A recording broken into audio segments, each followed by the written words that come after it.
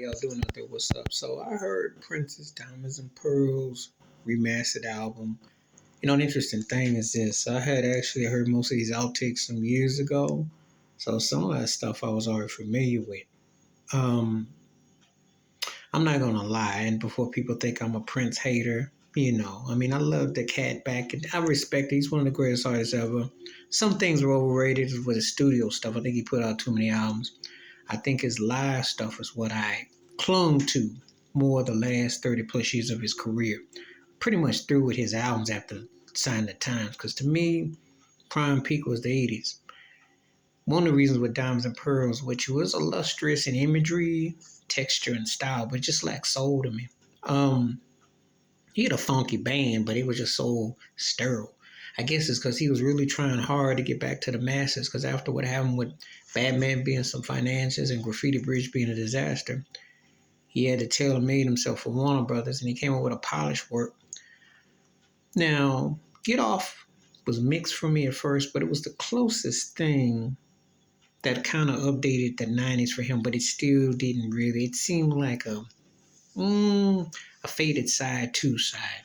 Catchy. It worked, but it wasn't like, catchy. His real foray into hip hop was Irresistible, You Know What. To me, that's the only song that he came close to actually being believable with a little rap. Because If the Girl Answers Don't Hang Up, which had that little between Brenda Bennett and Morris Day's voice and stuff, which was cool. Terry Lewis did the music.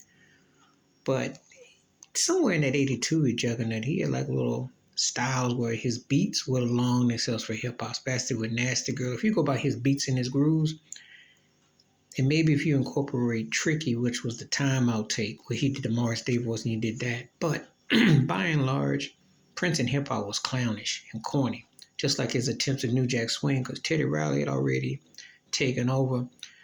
And Prince trying to sound like what was happening just wasn't Prince. And it doesn't sound much better now. A lot of the songs were geared for the vault.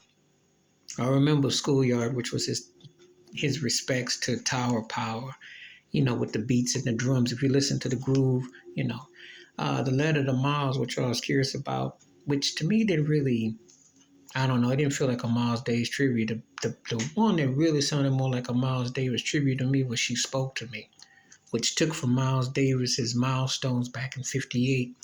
If you listen to that album, there's a particular song there, you'll hear with the bass and the pocket and the drums.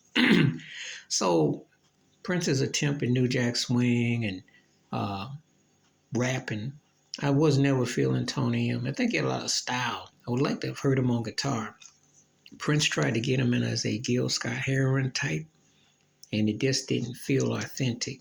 So I didn't really buy the gloss and overpricedness of it. So yes, I would listen to these tracks for free, but I heard a lot of these tracks already. I used to know some people that would send stuff 30 years ago. So I heard a lot of the outtakes through the years. Some of obviously not in the best condition. But I didn't hear anything on the record that I thought, oh, I missed out. Now, the live stuff was cool in spurts. I like how he used Rosie Gaines, who I thought was the real MVP of his projects. I thought her voice on Nothing Compares to You, I thought her voice on Diamonds and Pearls sold the song. Just being honest. She, to me, was a valuable asset for the record. The only track that I really like on Diamonds and Pearls that stood out with me was Money Don't Matter Tonight, because it had that Stevie Wonder, Steely Danish 1972 vibe. But by and large, I thought his attempts at trying to incorporate what was happening and be glossy and over pop and, just put songs just didn't quite hit the mark for me. I thought it was an average record then. I think it's average record now. I mean, for fans, it's cool because you get another box. But to me, they missed out 20 years ago with the box sets. I think the Sun Times box was on point. 1999 was an interesting situation with that box set in Purple Rain, But Diamonds and Pearls is one of his biggest selling records, so it'll definitely, But, it depends on where you come down on Prince.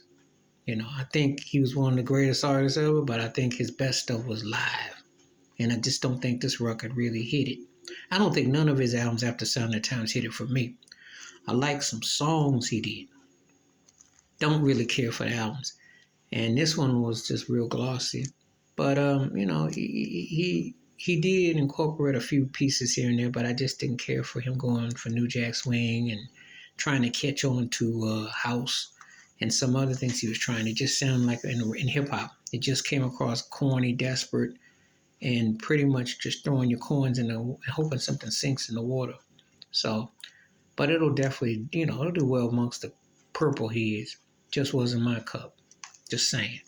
Please select, subscribe, welcome thoughts, comments, and I do respond. Thank you. Wash your hands, keep your mind clear, watch out for another, and share the video if you like, and I'm out. Peace.